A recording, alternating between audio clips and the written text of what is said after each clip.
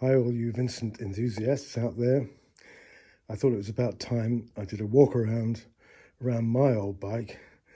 An Egli Vincent, a little bit different. And like all Vincents that hope to go faster, it's got a Greek name, and I call this one Epsilon. It's a little bit different. The engine, as you can see, sports an MC gearbox. It's an old Quaife 5-speed.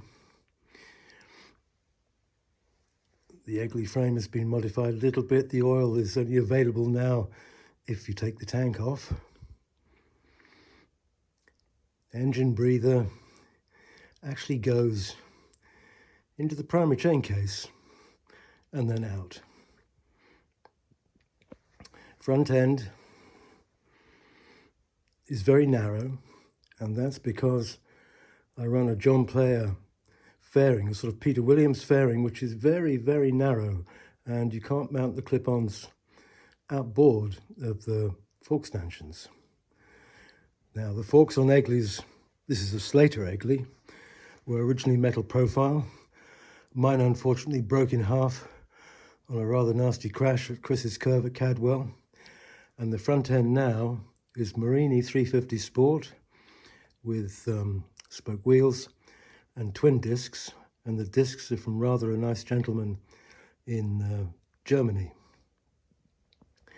I'll swing around a bit. You can see the fairing is up on the wall, and it is narrow. Would love to find somebody who could duplicate this really before it gets crunched, possibly.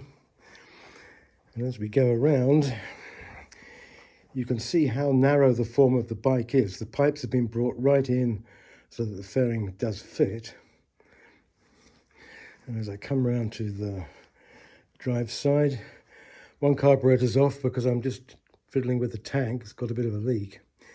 Very strong steering damper, possibly for a sidecar unit, but I've had that for years. It runs 34 Amel smoothbores, and what I have done, I've managed to retain the drive side casting so that I can fit the Vincent primary chain case.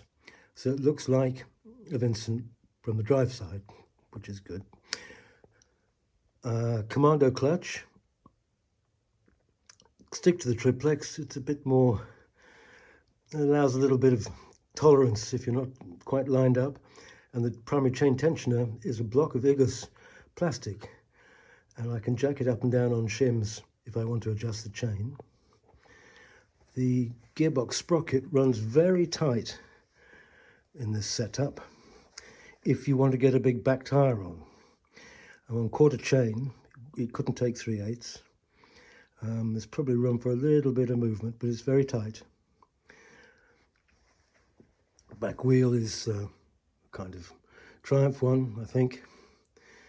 Lovely Slater swinging arm. These frames were made by Eric Cheney, and Cheney's son is still alive making frames for motocross bikes, and I think the gentleman that made this frame may still be going strong, making twin shock motocross frames in Oakhanger in Borden, Surrey.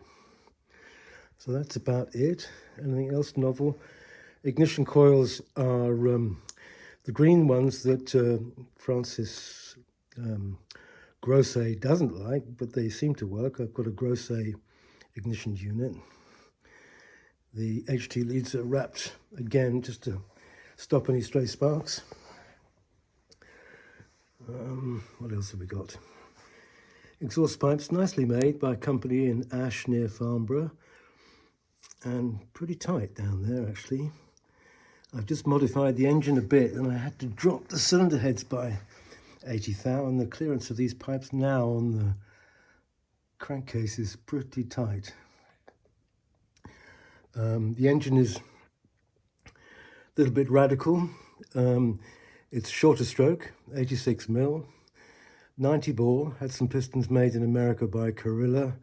Before I was using Porsche 911 pistons and had a bit of a blow up. Camshaft is modified Cosworth to take the lever follower, and seems to be, having plotted the curve, a bit like a Mark II, but just a bit more generous all the way around.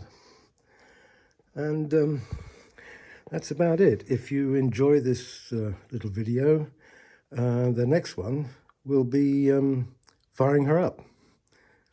Thank you for watching.